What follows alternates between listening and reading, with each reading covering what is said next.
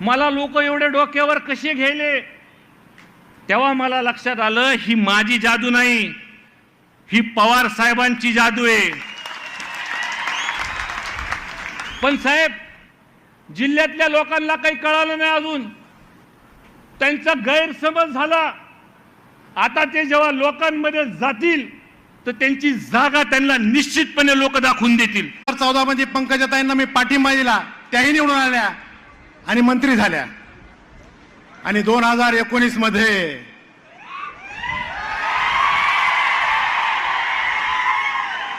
धनंजय मुंडेला पाठिंबा दिला आणि तेही मंत्री झाले.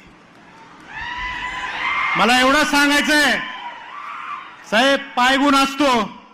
आपण मला राष्ट्रवादीमध्ये प्रवेश दिला.